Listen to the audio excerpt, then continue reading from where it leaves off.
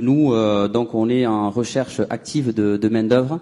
Mais beaucoup. Oui, énormément, oui, puisqu'on a doublé de taille en 3 ans et on n'a pas doublé les effectifs, mais quasiment. On a embauché quasiment 300 personnes en 3 ans. Et nous, notre métier, on est plutôt dans la fabrication. On n'est pas bureau d'études, on est plutôt dans la fabrication.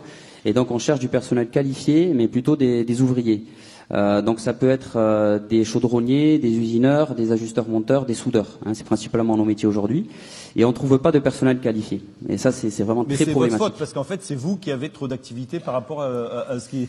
Enfin, je plaisante, évidemment. Mais on est bien d'accord, il y a quelque chose qui vous aiderait aujourd'hui, dans ce que vous avez entendu, à trouver des solutions de formation. J'ose pas regarder Madame à côté en me disant vous pourriez trouver le même centre de formation, ça me paraît complètement absurde.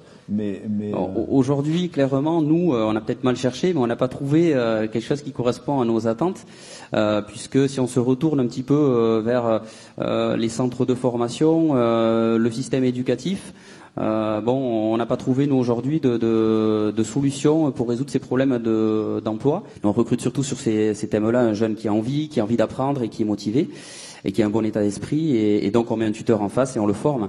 Mais ça prend du temps, ça prend beaucoup de temps et aujourd'hui on passe à côté de marché, on doit être très réactif. Il y a un client qui arrive qui dit voilà, moi j'ai une problématique, j'ai besoin de 5-10 personnes pour un nouveau marché, il me les faut pour demain.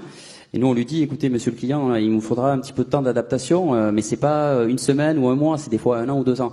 Et donc, on passe à côté d'un certain nombre de marchés, ce qui est dommage.